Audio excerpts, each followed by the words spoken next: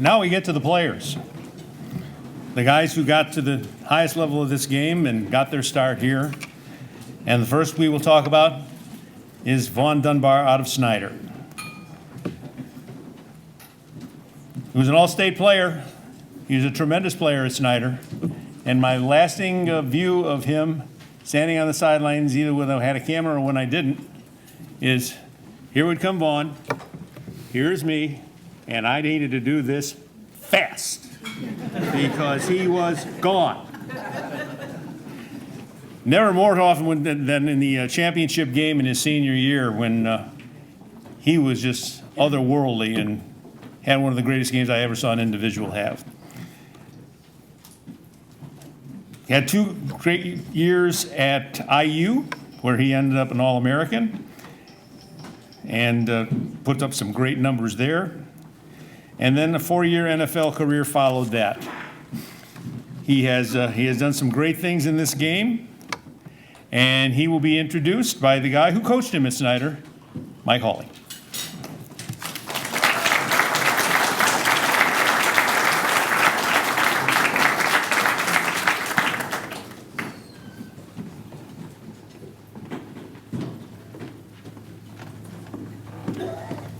If you guys want to stand up just for a second, I know everybody's going back and forth to the bathroom. If you want to just stand and relax for a moment, because I know it's been a long evening. We're only halfway done.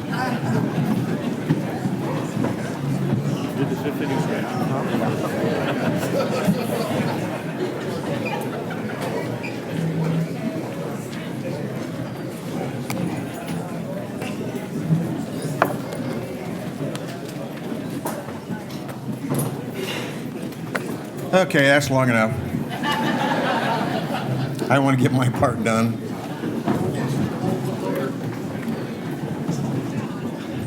Again, I'd like to congratulate all the inductees this evening. I've been where you are, and it's quite an honor that you've been given. And also, I'd like to thank the IFCA Hall of Fame Committee for putting on this evening. And it's a wonderful evening. I've never seen this many go in at one time, but it's a great evening. It's my pleasure and my honor to introduce a young man who set and still holds several records at Snyder High School football. Yes, sir. For example, Vaughn Dunbar has a single season rushing record at Snyder in one season, 2,475 yards, which is a lot, with an average of 8.8 yards per carry, and a record or a career of 4,218 yards with an average of 7.3 yards per carry. A touchdown record of 40 in his junior year, and a total of 60 TDs in his career at Snyder. He was selected All-SAC both his junior and senior year in '85 and '86. He was selected to the North All-Star team in 1986. Was selected to the following All-American, high school All-American teams in 1986, National High School Football Coaches Association and Scholastic Coaches Association, and the Adidas All-American team. Then moving on to Northeast Oklahoma Junior College, where he spent 2 seasons. And those were tough seasons, let me tell you. In talking with Vaughn about 2 weeks ago, we talked about his time in Oklahoma, and it was not easy. And he had to get out and move on, and he did, to IU, where he had an outstanding career playing at IU, playing for Bill Mowry, and taking IU to 2 bowl games during his time there. He was also an invitee to the Heisman in New York, and ended up placing, I think, 5th or 6th, one of the 2. But what an honor to be invited. And then he was drafted by the New Orleans Saints, where he would spend 3 years. At the Saints, he was on the all-rookie team his first year. Traded to Jacksonville Jaguars in 1995, where he spent 2 seasons when he ended his football career with a season-ending injury. Vaughn currently lives in Atlanta, Georgia, and was a very successful business owner and retired from that. On a more personal note, there are several people along the way that should be mentioned to help Vaughn get where he got, and that was his assistant football coaches, and four of them are here this evening. Russ Bush, Russ Isaacs, Marvin Arnold, and I think that's it, right, guys? Two that aren't here, obviously, are Don Schaefer and his position coach, Dean Fast, who passed away several years ago. Vaughn did not have an easy life growing up. It was tough for him. He was raised by a single mother who was a working mother. Had a little brother named Derek, and Vaughn was mainly responsible for Derek because Mom was working. And several times, Derek came to practice with Vaughn because he had to. Vaughn wanted to be with his team, and so Derek was with the team as well. And I might mention that there are four team members of Vaughn that came from several places tonight to be here to honor him in his recognition. So without any further ado, let me bring up Vaughn Dunbar.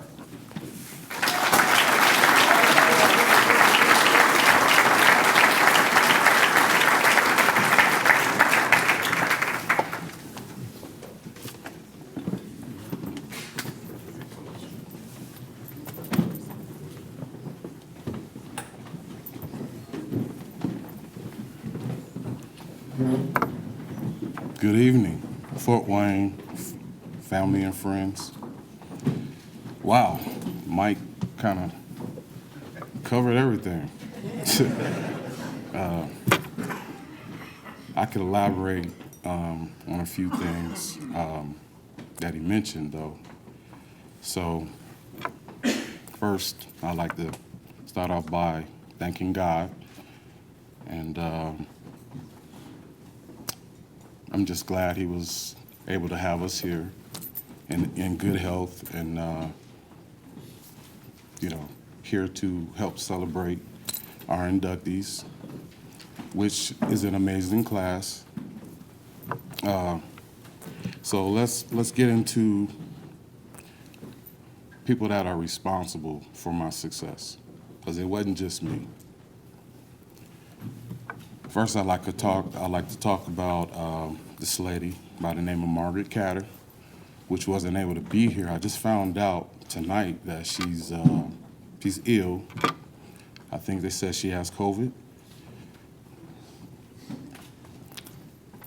I'm truly saddened for that. But before I go back to Atlanta, I'm gonna make sure tomorrow I'm gonna get over and see her, because she's responsible for a lot of my success.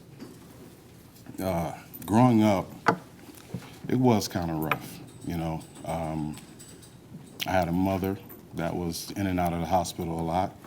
My parents were separated, but I'd like to thank them both as well, because without them, it wouldn't be no me. My dad's here, Booker T. Dunbar, and I appreciate him. Yeah, but back to the story, back to the task at hand. It's kind of rough. Like Mike mentioned, it was rough, but we got through it. But not by myself. I had a team of people that took a personal interest in me, and it's very important that we as a community put our arms around our kids, because it matters. You'll never know what you might say or do that might be the turning point for that kid, he or she's life. And I'm living testimony. Margaret Catter. My junior high school principal. Little lady, beautiful, piercing eyes. You would look at her. She's nothing to be intimidated by. Little something. I really wish she was here, because I wanted to give her flowers, because she deserves them. she stayed on me, you know. I could tell you where everything was strategically placed in her office. I was there so much.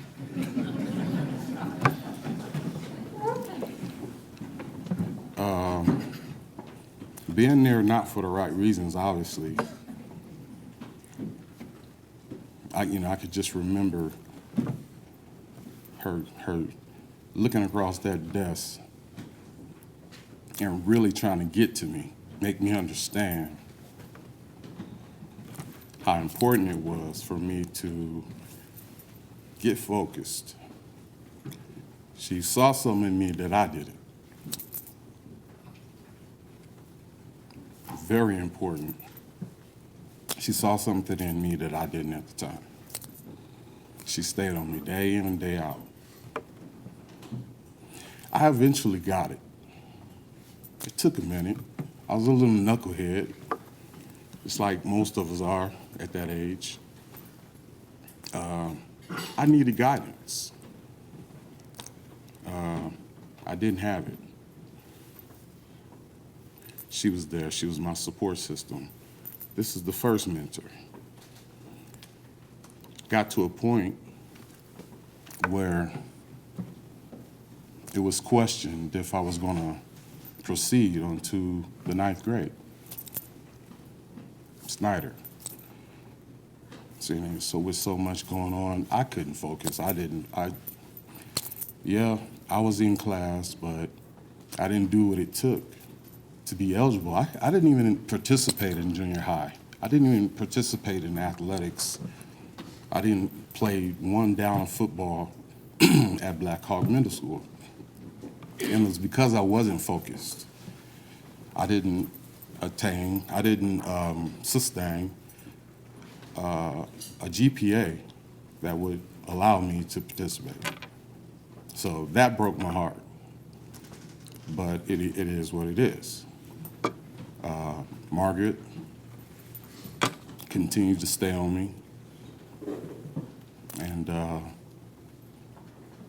I can say that she was definitely very instrumental in my turning point. All kids have a turning point. But as a community, it takes a village. You know, it's not just the parents. As a friend, as a family member, it doesn't matter, you know. Wrap your arms around these kids because it matters.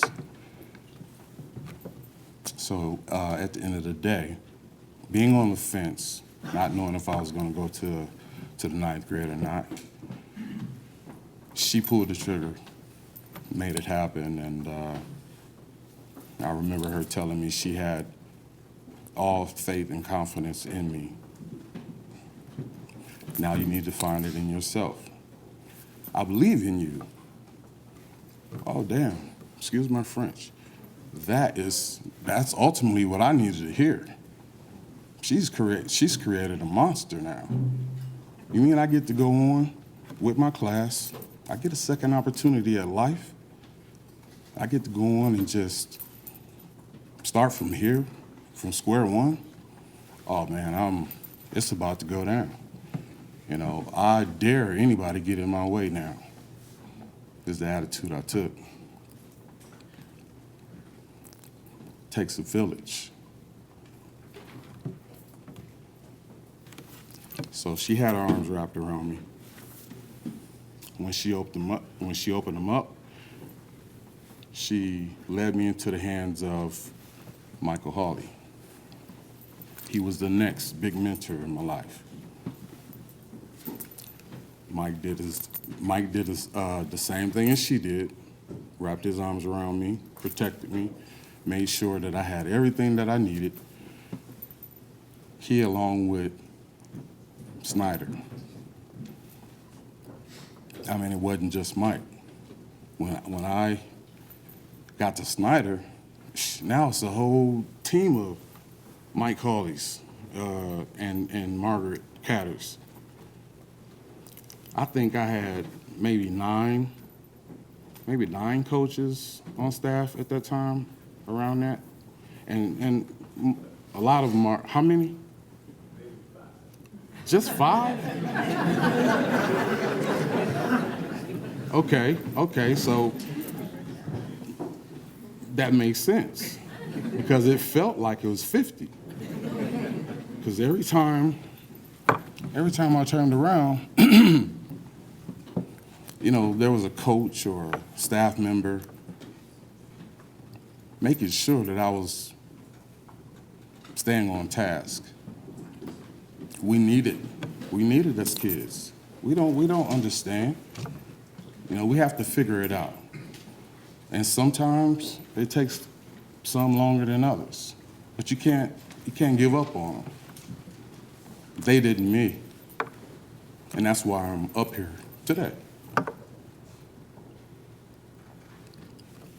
So I want to thank you, Mike and Snyder, for wrapping your arms around me.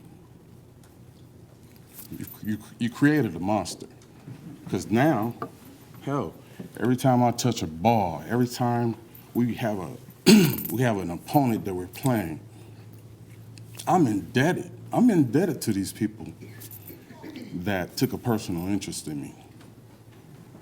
So every time I touch that ball, I'm paying them back. I'm paying them back. I'm paying my debt. That's why I like to say, excuse me, I became the athlete that I did because I was so appreciative of how many mentors and how many different people had their hands out for me. It's so imperative that we keep our arms around these kids. And because, again, you just never know what you might say or do that might determine the outcome of that child's life. It's important. It takes a village. So after Mike, a matter of fact, there's someone that I think you got a chance to speak with her, Miss Olivette Banks, because she's the next one I'm gonna talk about. She was actually, her son, which is now my brother, played on a Little League team at Metropolitan Park, short Metro. We played for a team called the Omega Colts. That's where I first met her. I'm in reference to Olivette Banks.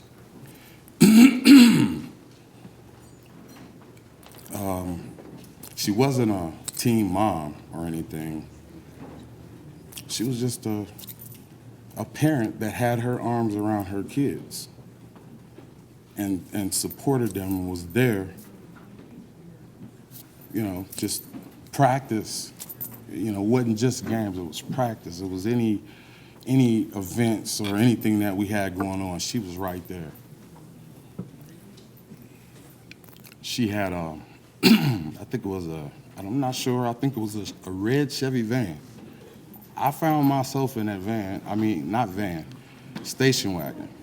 I found myself in that station wagon several times, you know, because, you know, again, my mother was sickly at the time. She was in and out of the hospital, and, you know, my parents were separated, so we're trying to still kind of figure all of this out.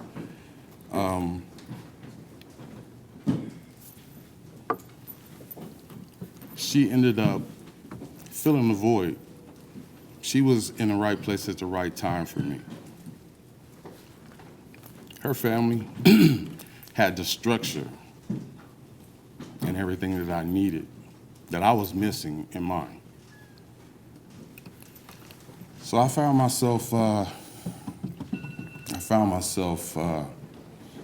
spending a lot of time over there with her and her kids, which again became my brothers. That environment was comfortable. She made sure that it was comfortable. It takes a village. My brothers are here. No, they're not my blood brothers, but they were in the environment that allowed me to get a feel of how things are supposed to be. So I was comfortable. Again, I was comfortable. It takes a village. She ended up being very instrumental in the whole recruiting thing when it came to colleges seeking my service. She filled right in. She was there. In the household, when her kids ate, I ate. We would go to the mall. If her kids got some shoes, I got some shoes. It takes a village. It's what I needed at the time. When her kids got in trouble, I got in trouble. Can't just be the good stuff, you know, it's gotta be the whole 9 yards. But all that to say, you know, I'd like to thank her, give her her flowers for being instrumental in my life like she was. You're totally, absolutely respected. I appreciate you.